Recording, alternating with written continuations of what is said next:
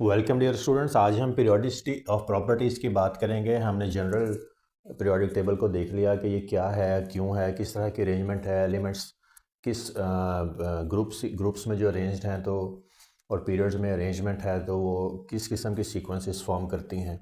Electronic configuration पे भी बात की है हमने प्रीवियस लेक्चर में। आज हम पीरियोडिसिटी ऑफ प्रॉपर्टीज़ की बात करेंगे, यानी जब elements in the order of increasing atomic number arranged हैं पीरियोडिक टेबल में, तो फिर अगली बात पे चलेंगे कि इसका फ़ायदा क्या है। एटॉमिक नंबर्स यानी Z। तो हमने ये बात की थी कि हर एलिमेंट का जो एटॉमिक नंबर है वो एक यूनिक करैक्टर है। मोज़ले ने इसको आइडेंटिफाई किया कि ये यूनिक करैक्टर है। कैसे? जब उसने वेरियस एलिमेंट्स के न्यूक्लियस को बम्बार्ड करा के आयोनाइज कराया, ब्रेकअप करवाया, आयोनाइज कराया, उससे एनर्जी रिलीज़ करवाई और उस एनर्जी को जब उसने स्पेक्ट्रोफोटोमीटर या इससे मिलती जुलती किसी डिवाइस पे स्टडी किया स्पेक्ट्रम्स को, तो उसने कहा कि हर एलिमेंट का यूनिक स्पेक्ट्रम आ रहा है।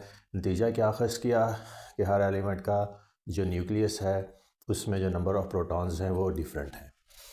तो फिर उसके बाद फिर एलिमेंट्स की अरेंजमेंट हुई in the order of increasing atomic numbers. तो फिर अब क्या फ़ायदा होता है इससे मॉडर्न पीरियोडिक टेबल से? रेपिटिशन ऑफ प्रॉपर्टीज़ है एट रेगुलर इंटरवल्स। यानी मिसाल के तौर पर अगर left hand side of the periodic table पे मेटल्स हैं तो right hand side are pure non metals, और ये मेटालिक करैक्टर लेफ़्ट से राइट जाते हुए डिक्रीज़ करता चला जाता है। तो हमने इस तरह की पीरियोडिसिटीज़ देखनी है डिफरेंट करैक्टर्स की, डिफरेंट करैक्टर्स की एलिमेंट्स के, डिफरेंट करैक्टरिस्टिक्स की उनके। तो उसको स्टार्ट करते हैं।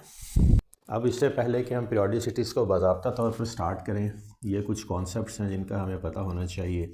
पहला कॉन्सेप्ट है शील्डिंग इफ़ेक्ट। जब भी पीरियोडिसिटी स्टडी करेंगे शील्डिंग इफ़ेक्ट को स्टडी किया जाएगा, टेक इनटू कंसीडर करना पड़ेगा। सेकंड है अफेक्टिव न्यूक्लियर चार्ज, और थर्ड चीज़ है चार्ज डेंसिटी। ये चीज़ों का अगर हमें थोड़ा सा रफ्स आइडिया हो तो फिर हम पीरियोडिसिटीज़ में ये चीज़ें अपना एक रोल प्ले करती हैं। शील्डिंग इफ़ेक्ट देखते हैं, ये इनर शेल इलेक्ट्रॉन्स हैं। न्यूक्लियस से जो वैलेंस शेल इलेक्ट्रॉन्स पे इलेक्ट्रोस्टैटिक फोर्स ऑफ अट्रैक्शन को रिड्यूस करते हैं, तो जितना ज़्यादा एटॉमिक नंबर होगा उतने ज़्यादा इनर शेल इलेक्ट्रॉन्स होंगे और उतनी ज़्यादा न्यूक्लियस से जो बाहर वाला आउटर मोस्ट वैलेंस शेल है वो दूर होगा और शील्डिंग में आ जाएगा, यानी इनर शेल इलेक्ट्रॉन्स शील्ड करेंगे उस इलेक्ट्रोस्टैटिक फोर्स ऑफ अट्रैक्शन को। रिजल्टेंटली वो लूजली हेल्ड होंगे और उनकी आयोनाइजेशन एनर्जी कम होगी। अब जब हम इफेक्टिव न्यूक्लियर चार्ज की बात अगर करें तो ये न्यूक्लियस की होल्ड है, यानी पॉजिटिव चार्ज कितना एम्बेडेड है न्यूक्लियस में या कितना एक्सेस में है देन इलेक्ट्रॉन्स, तो उतनी ही ज़्यादा होल्ड होगी, उतना ज़्यादा वो स्ट्रक्चर जो है एटम जो है वो श्रिंक्ड होगा जितना ज़्यादा पॉजिटिव चार्ज होगा न्यूक्लियस में एम्बेडेड। अगर तो वो बराबर है पॉजिटिव चार्ज और नेगेटिव चार्ज तो डायरेक्ट इफेक्ट तो बहरहाल ज़ीरो रहेगा, और अगर नंबर वेरी कर रहा है यानी आयोनाइज्ड स्टेट में है कोई स्पीशी तो और पॉजिटिव चार्ज ज़्यादा है तो फिर इफेक्टिव न्यूक्लियर चार्ज ज़्यादा या कम होगा। पॉजिटिव चार्ज के लिए, पॉजिटिव आयन के लिए इफेक्टिव न्यूक्लियर चार्ज जो है वो ज़्यादा होगा और नेगेटिव आयन यानी एनाइन के लिए कम होगा, क्योंकि अब एनाइन में नंबर ऑफ़ इलेक्ट्रॉन ज़्यादा होते हैं, केटाइन में नंबर ऑफ़ प्रोटॉन्स। तो ये प्रोटॉन नंबर है बेसिकली पॉजिटिव चार्ज की बात है। इफेक्टिव न्यूक्लियर चार्ज की जब भी हम बात करते हैं तो न्यूक्लियस की होल्ड इलेक्ट्रॉन्स पे कितनी है उसकी बात करते हैं। उसके लिए हमें नंबर ऑफ़ प्रोटॉन्स का पता होना और उनका नंबर ऑफ़ इलेक्ट्रॉन से कम या ज़्यादा होना का पता होना चाहिए। फिर तीसरी चीज़ है चार्ज डेंसिटी। ये कुल मिला के पॉजिटिव और नेगेटिव चार्ज का सम है, यानी जितना ज़्यादा पॉजिटिव और नेगेटिव चार्ज होगा उतने, इसको कहते हैं चार्ज डेंसिटी। तो यहाँ फिर रिपल्जन ऑफ सिमिलर चार्जेस भी आएगी इलेक्ट्रॉन्स की और अट्रैक्शन ऑफ ऑपोजिट चार्जेस भी आएगी। देखेंगे कि कौन सा इफेक्ट किसको नलीफाई करता है। अब हम पहले ट्रेंड की तरफ बाज़ाब्ता तौर पर चलते हैं, एटॉमिक साइज़ की बात करेंगे। एटॉमिक साइज़ जो है ये बेसिकली एक, अगर हम अज्यूम करें आर्बिट्रेरी सा एटम किसी भी एलिमेंट का, तो उसके न्यूक्लियस से लेके उसके वैलेंस शेल तक जो डिस्टेंस है इसको कहते हैं इसके एटम का साइज़। और क्योंकि atom relatively smaller in size होता है तो उसको हम मॉलिक्यूलर फॉर्म में कंसीडर करते हैं। और फिर टू एटम्स के हाफ ऑफ द डिस्टेंस को जो है हम कहते हैं कि ये है एटॉमिक साइज़, क्योंकि एक एटम के लिए काम मेजर करना रिलेटिवली मुश्किल है। ये है atomic size, half of the distance from the nucleus to the valence shell. अब यहाँ एटॉमिक साइज़ की बात करें तो बड़ा सिंपल सी बात है, इसके ट्रेंड्स को ही देख लेते हैं सीधा सीधा। डाउन द ग्रुप जाएंगे तो एटॉमिक साइज़ इंक्रीज़ कर रहा है, एटॉमिक नंबर बढ़ रहा है, वैलेंस शेल नंबर भी, पीरियड नंबर इंक्रीज़ कर रहा है, तो हर पीरियड के साथ एक शेल इंक्रीज़ कर रहा है। So as period number increases down the group, so is the down the group, so is the shell, so is the number of shell or main energy level or orbit increases resultantly। तो क्या होता है, atomic size increases down the group.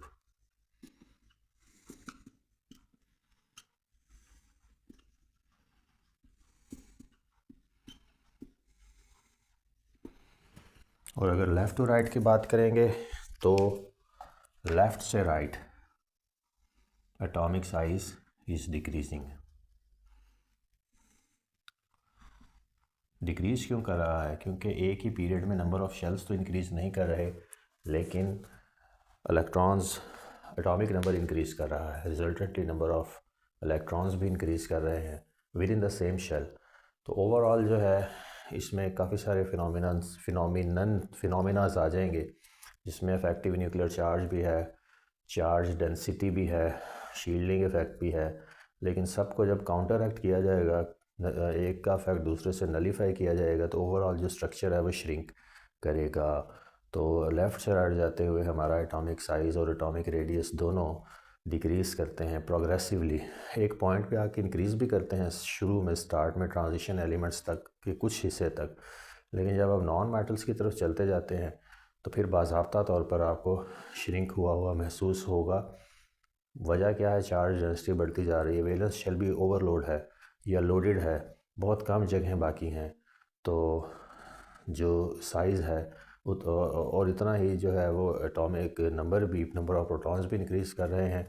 तो resultantly structure जो है, इसमें similar charges की repulsion भी आएगी, लेकिन मैंने पहले बात की कि वो सारा कुछ काउंटर एक्ट होकर ओवरऑल जो है साइज़ डिक्रीज़ की तरफ ही बात जाएगी जब हम एज अ ट्रेंड बात करेंगे। तो ये अभी हमने हल्का सा जिक्र किया कि गैशियस स्टेट में किसी एलिमेंट को आयोनाइज कराना, यानी पॉजिटिव आयन बनाना, यानी उसके वैलेंस शेल से इलेक्ट्रॉन को रिलीज़ करवाना। Release of electron from the valence shell के लिए आपको कितनी एनर्जी दरकार है, ये लाजमन एनर्जी इनपुट ही है।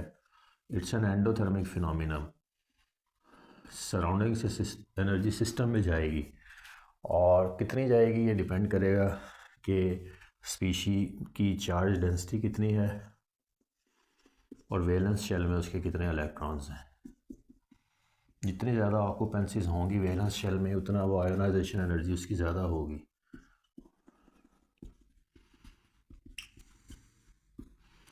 अब लेफ़्ट से राइट आप देखें तो लेफ़्ट पे मेटल्स हैं, मेटल्स इलेक्ट्रोपॉजिटिव ही होती हैं, यानी इनकी आयोनाइजेशन एनर्जी बाय डिफ़ॉल्ट कम है।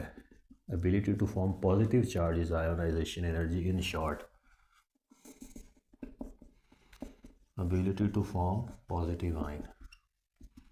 तो लेफ़्ट से राइट जाते हुए जो है वो लेफ़्ट पे आप अल्कली मेटल के किसी नंबर को लेके देख लें, लिथियम को ले लें, एटॉमिक नंबर है इसका 3, 1s2 and 2s1 valence shell में एक इलेक्ट्रॉन। और ग्रुप 2 के किसी एलिमेंट को ले लें, कैल्शियम को, एटॉमिक नंबर 20, इसका बनाए 1s2 2s2 2p6 3s2 3p6 4s2 6 8 10 16 8 20। अब यहाँ वैलेंस शेल में 2 इलेक्ट्रॉन्स। तो पॉइंट क्या है कि लेफ़्ट साइड के जो एलिमेंट्स हैं ये इलेक्ट्रॉन लूज़ करना पसंद करेंगे क्योंकि इनके वैलेंस शेल में 1 या 2 इलेक्ट्रॉन्स हैं। तो इनकी ये स्टेबल ऑक्टेट फॉर्म करने के लिए, यानी ऑक्टेट फॉर्म करने के लिए इलेक्ट्रॉन लूज़ करना पसंद करेंगे। They will lose electrons readily than gain 6 electrons और 5 इलेक्ट्रॉन्स, जो कि एनर्जेटिकली फेवरेबल नहीं है। इसलिए जब ट्रेंड बनेगा तो लेफ़्ट से राइट जाते हुए आयोनाइजेशन एनर्जी इंक्रीजेस। क्योंकि राइट पे आप ग्रुप 17 की किसी नॉन मेटल को देख लें, हैलोजन को, मिसाल के तौर पर फ्लोरीन, एटॉमिक नंबर 9 और 1s2 2s2 2p5। तो यहाँ देखें वैलेंस शेल में 7 इलेक्ट्रॉन्स हैं, सिर्फ एक जगह खाली है, ये A9 बनना पसंद करेगा। यहाँ आयोनाइजेशन एनर्जी इसकी बहुत ज़्यादा हाई होगी, 7 इलेक्ट्रॉन इसको लूज़ करने पड़ेंगे स्टेबल डुप्लेट हासिल करने के लिए, जो कि एनर्जेटिकली फेवरेबल नहीं है। 5 या पी के लूज़ करेगा और या ये 7 करेगा। 5 भी करने हैं तो वो मजाक नहीं है, इसलिए ये एक गेन करना पसंद करेगा। अब हम चलते हैं डाउन द ग्रुप। तो आयोनाइजेशन एनर्जी डिक्रीज़ करेगी क्योंकि पीरियड नंबर के साथ शेल भी इंक्रीज़ कर रहा है। तो इस तरह से जो शील्डिंग ऑफ इनर इलेक्ट्रॉन्स है वो बढ़ती चली जाएगी और उसके बढ़ने के साथ शील्डिंग इफेक्ट भी आ गया, न्यू शेल भी ऐड हो गया। तो वैलेंस शेल पे न्यूक्लियस की होल्ड कम, यानी इफेक्टिव न्यूक्लियर चार्ज आप कह सकते हैं कि कम है। तो फिर आयोनाइजेशन पॉजिटिव आयन बनाना आसान है। यानी डाउन द ग्रुप जाएँ तो मेटालिक करैक्टर इंक्रीज़ करता है, ये भी आप दूसरे लफ्ज़ों में कह सकते हैं। गैशियस स्टेट लिखते हैं जब आयोनाइजेशन एनर्जी की बात करते हैं। गैशियस स्टेट में एलिमेंट होगा तो उसको आयोनाइज करवाना आसान होता है क्योंकि वो ऑलरेडी एक ऐसे स्टेट ऑफ द मैटर में है कि उसके पार्टिकल्स के पास कुछ एनर्जी मौजूद है, क्योंकि पहले आप उसको गैस फेज़ में लेके गए और गैस फेज़ में इलेक्ट्रॉन रिलीज़ करवाना सिस्टम से रिलेटिवली आसान है। तो हम पहले ही बाय डिफ़ॉल्ट अज्यूम कर लेते हैं कि हम गैशियस स्टेट में उस एलिमेंट को ले गए हैं, अगर वो नहीं था तब भी, और फिर उसको आयोनाइज करवाएं तो कितनी एनर्जी दरकार होगी। इलेक्ट्रॉन अफिनिटी की बात करें तो ये वो एनर्जी है जो रिलीज़ होगी या एब्जॉर्ब होगी। तो इस केस में दोनों पॉसिबिलिटीज़ हैं। It can be an exothermic system, ionization energy is always endothermic, energy देनी ही देनी पड़ेगी ये, लेकिन एक्सोथर्मिक भी है पॉसिबिलिटी और एंडोथर्मिक भी, दोनों पॉसिबिलिटीज़ हैं। उसके हिसाब से बात चलेगी, रिलीज़ भी हो सकती है, एब्जॉर्ब भी हो सकती है। इलेक्ट्रॉन अफिनिटी किसी एलिमेंट के एटम में इलेक्ट्रॉन ऐड करवाते हुए जो एनर्जी हमें या दरकार है या सिस्टम खुद रिलीज़ करेगा सराउंडिंग में, वो एनर्जी है। अब यहाँ भी न्यूट्रल एटम में ऐड होगा तो वो आयोनाइज हो जाएगा तो नेगेटिव आयन बनेगा। तो इस केस में uninegative ions are formed. Uninegative ही सिर्फ नहीं फॉर्म हो सकते, 2 इलेक्ट्रॉन्स भी ऐड हो सकते हैं। नेगेटिव आयन्स आर फॉर्म्ड ये लिखना चाहिए, यूनी नहीं। आयोनाइजेशन एनर्जी भी, एक इलेक्ट्रॉन भी लूज़ हो सकता है, दूसरा भी लूज़ करवाया जा सकता है, तीसरा भी। तो सब्सिक्वेंट आयोनाइजेशन एनर्जीज भी हैं और हर आयोनाइजेशन एनर्जी की value for same atom increase करेगी। पहले आयोनाइजेशन एनर्जी की अगर कम है तो सेकंड की उससे ज़्यादा, थर्ड की उससे ज़्यादा होगी।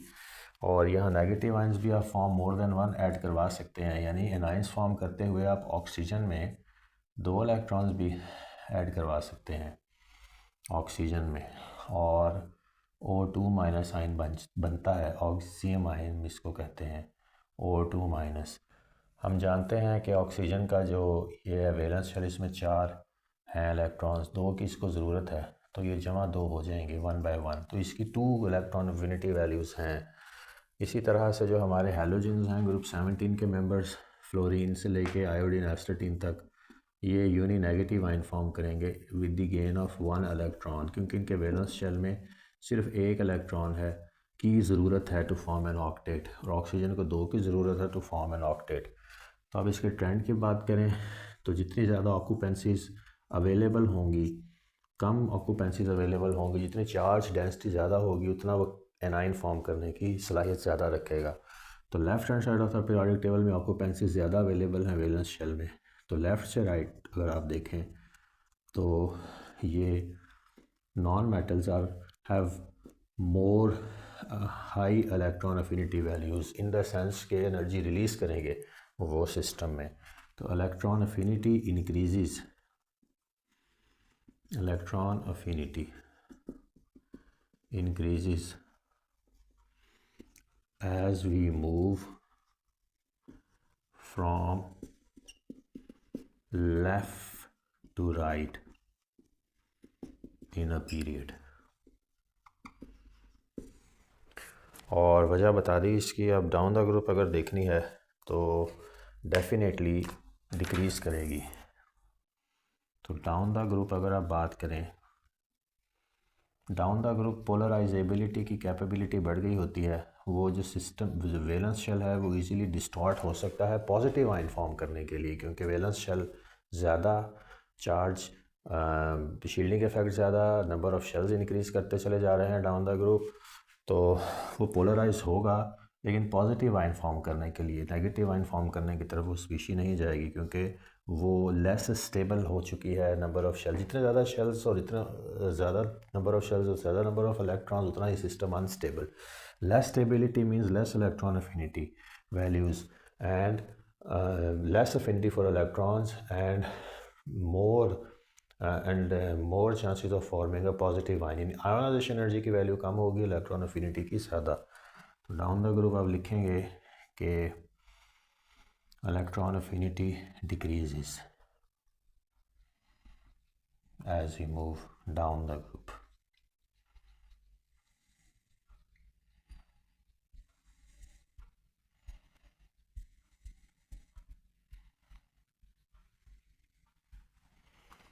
अब हम बात करते हैं इलेक्ट्रोनेगेटिविटी की। जब भी कोवलेंट बॉन्ड की बात आएगी, चाहे वो पोलर कोवलेंट हो या सादा कोवलेंट हो या कोऑर्डिनेट कोवलेंट हो, इवन वो कोवलेंट बॉन्ड की बात करते हैं, तो वहाँ पे जो शेयर्ड इलेक्ट्रॉन पेयर है, कोवलेंट बॉन्ड में शेयर इलेक्ट्रॉन पेयर होता है। दोनों एटम्स क्योंकि इन्वॉल्व होते हैं शेयरिंग में, तो सिर्फ कोवलेंट की करते हैं बात जनरली। कोऑर्डिनेट में थोड़ी सी वेरिएशन है, क्योंकि एक ही स्पीशी डोनर है, तो वहाँ पे इस बात को ज़्यादा अच्छे तरीके से ट्रेंड को समझा नहीं जा सकता। इसलिए सिंपल कोवलेंट बॉन्ड की अगर बात करें तो शेयर्ड इलेक्ट्रॉन पेयर है, उसको अपनी तरफ अट्रैक्ट करने की जो सलाहियत है उसको हम कहते हैं इलेक्ट्रोनेगेटिविटी। अब ये और जो इलेक्ट्रॉन अफिनिटी की वैल्यू हैं ये एक दूसरे से सिनोनिम्स हैं, यानी जिस एटम की या एलिमेंट की इलेक्ट्रॉन अफिनिटी की वैल्यू ज़्यादा होगी उसकी इलेक्ट्रोनेगेटिविटी की वैल्यू भी ज़्यादा होगी, क्योंकि सादा लफ्ज़ों में ये लव फॉर इलेक्ट्रॉन्स है।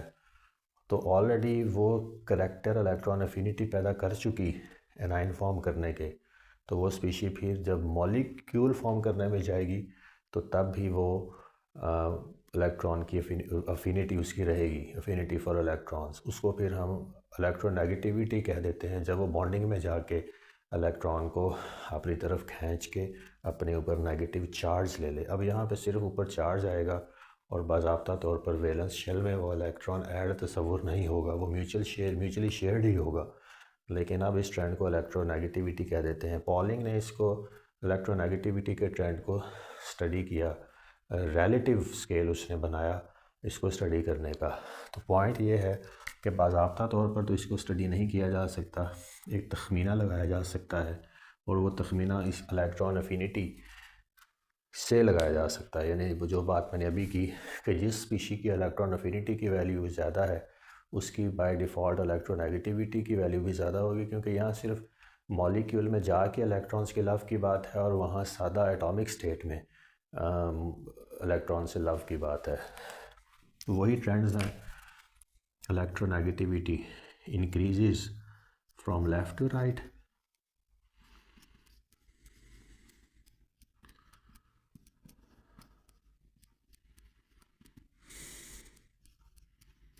and decreases from top to bottom. वजूहात वही जो इलेक्ट्रॉन अफिनिटी वाली है। अब हम बात करते हैं मेटालिक करैक्टर की। मेटालिक करैक्टर क्या है? Ability to form an electron pool, common electron pool. First metallic character की बात आएगी ability to form positive ions,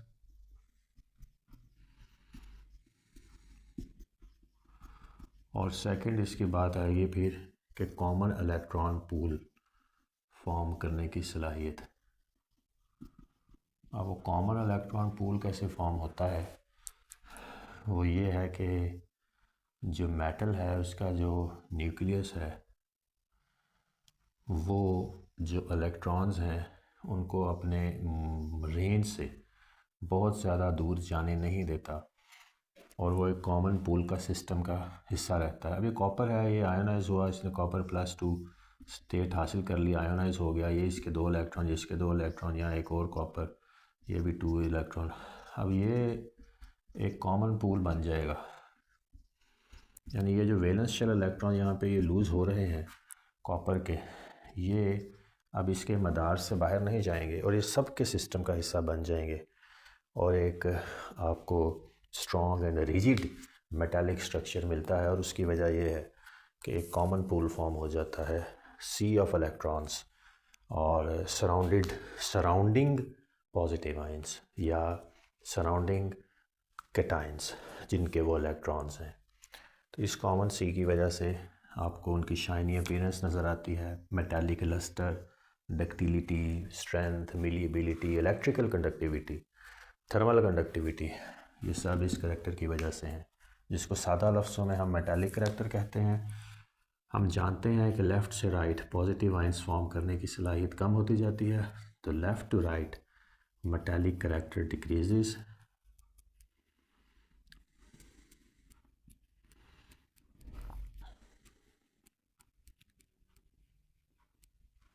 and metallic character increases as we move down the group.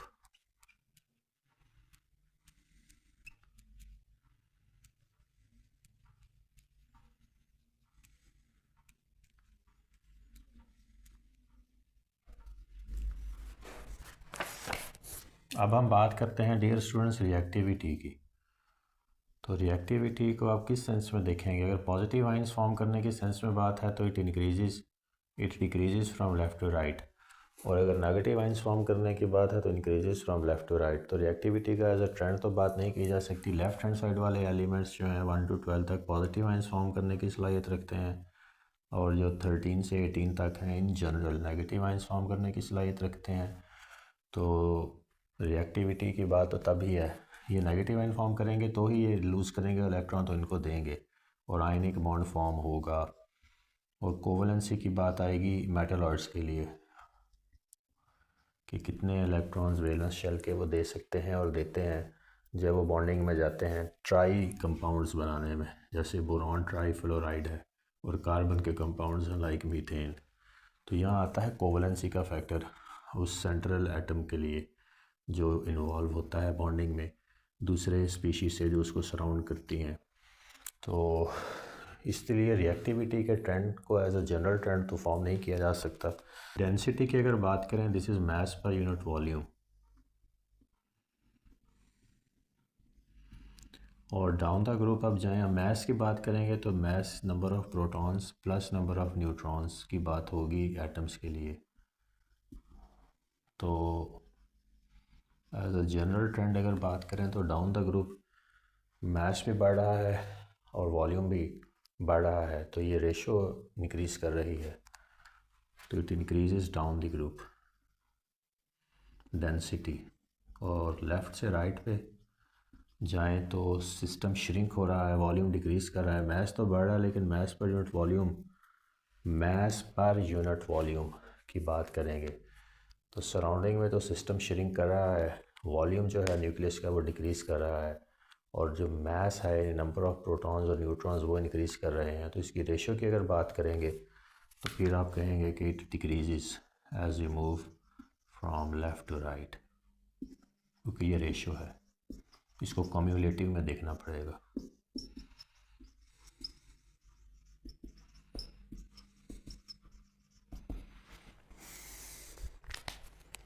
अब elements की कुछ बातें हैं। ये ग्रुप 1A और 2A के एलिमेंट्स की हम कुछ बातें पहले कर चुके थे, ये दोबारा कर लेते हैं।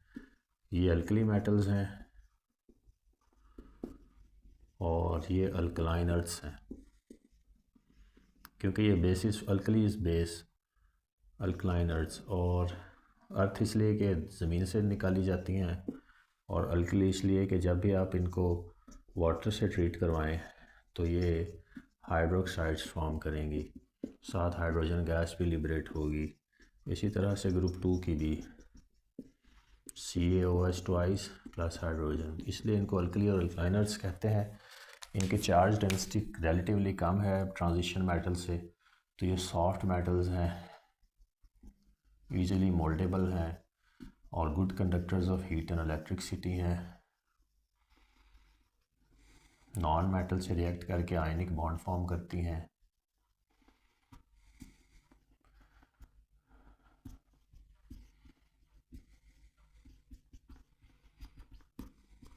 मीलिएबल भी हैं, डक्टाइल भी हैं। MPs और BPs लो हैं, melting point and boiling points are relatively low. और इसके अलावा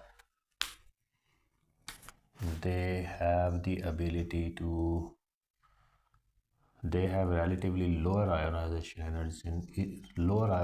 energies हैं in comparison to many other metals like transition metals. Stable हैं, readily इलेक्ट्रॉन लूज़ करते हैं, वेरिएशन कोई नहीं है। ट्रांजिशन में एलिमेंट्स में वेरिएशन आ जाती है ऑक्सीडेशन स्टेट्स में, क्योंकि d ऑर्बिटल इन्वॉल्व है, इनमें d नहीं इन्वॉल्व, सिर्फ s है।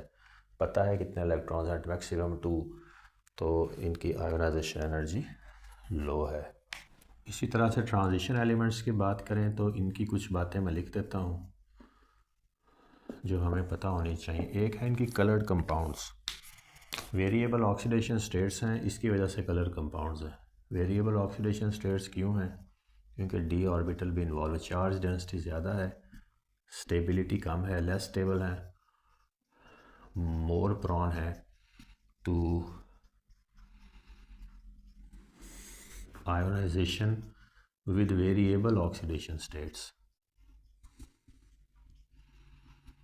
ये ऑटो एडजस्ट करते रहते हैं इंटरनली। कॉपर की मिसाल से हमने समझा था, इसको दोबारा कॉपर की मिसाल से ही समझाऊंगा। More prone to ionisation with variable oxidation states. Copper की मिसाल से प्रीवियस लेक्चर में बात की थी, ऑटो एडजस्ट कैसे करते हैं। ये कॉपर है, इसका एटॉमिक नंबर 29 है, 1s2 2s2 2p6 3s2 3p6 4s2 3d9 9 11 17 19 25 29। अब ये जो 4s है ये इसका वैलेंस शेल है। 4s precedes 3d in context of energy. ये s का एक इलेक्ट्रॉन ये सिस्टम खुद एडजस्ट कर लेगा, 4s1 3d10 भी हो जाएगा। तो ये फिर यहाँ पे +1 की ऑक्सीडेशन स्टेट शो करेगा, क्योंकि एक s जाएगा तो इसका valence shell complete. Auto adjust नहीं करता तो s के 2 इलेक्ट्रॉन लूज़ होंगे तो Cu+2। ये इसकी अपनी ऑटो एडजस्टमेंट है। तो इस वजह से ये वेरिएबल ऑक्सीडेशन स्टेट्स शो करते हैं।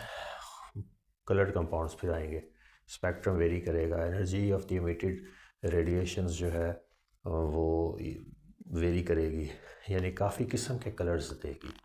इसके अलावा they are hard, they are brittle, they react with जो हमारी अल्कली और अल्काइन अर्थ मेटल्स हैं वो रेडिली ऑक्सीजन से रिएक्ट करके ऑक्साइड्स फॉर्म करती हैं, अल्कली एंड अल्कलाइन। ये इतनी आसानी से ऑक्साइड्स, ये भी ऑक्साइड्स फॉर्म कर देंगे, लेकिन हाइड्रोक्साइड जल्दी फॉर्म नहीं करेंगे।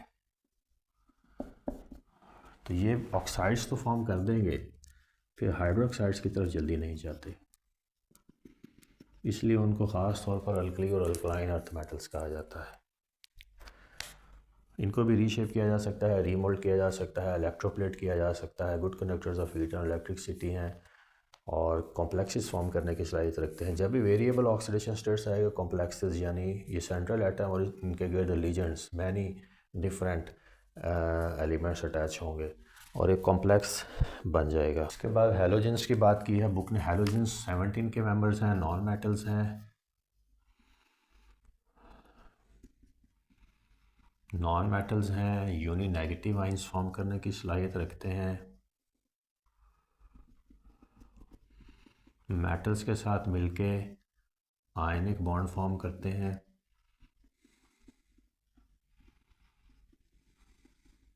With metals ionic bond is formed. And इसके अलावा ये है कि फ्लोरीन जो है वो extremely electronegative, highest electronegative value है फ्लोरीन की अभी तक के नॉन कंपाउंड सब एलिमेंट्स में। इसके अलावा ऑक्सीजन से भी मिल जाएंगे, सिवाय फ्लोरीन के सारे ऑक्सीजन से रिएक्ट करके इस नेचर का कंपाउंड फॉर्म करेंगे, वेरिएबल ऑक्सीडेशन। यहाँ फिर ये पॉजिटिव हो जाते हैं, यानी ऑक्सीजन इलेक्ट्रोनेगेटिविटी की वजह से नेगेटिव और ये पॉजिटिव, और ये वाली चीज़ ब्लीचिंग वगैरह में फिर इस्तेमाल हम करते हैं इसकी जो पॉजिटिविटी है उसको। तो ये है इनकी कुछ बातें। जो सॉल्ट्स फॉर्म होती हैं उनमें नेगेटिव पार्ट जो है वो इनका होता है यूजुअली, यानी सोडियम क्लोराइड है तो ये क्लोरीन आ गया, लिथियम फ्लोराइड हो गया, ये सब आयनिक बॉन्ड्स जहाँ इन्वॉल्व हो जाएगा वहाँ पे फिर सॉल्ट लाइक करैक्टर्स आना शुरू हो जाएंगे। फिर ये है कि ये डिस्प्लेसमेंट रिएक्शन देते हैं, मिसाल के तौर पर इन्हीं का कोई कंपाउंड सॉल्ट बना हुआ है पोटाशियम आयोडाइड, तो ये क्लोरीन, ये रेडिकल डिस्प्लेसमेंट इसको कहते हैं और ये आयोडाइड बन जाएगा। तो ये भी ये इनका एक करैक्टरिस्टिक है। इसके अलावा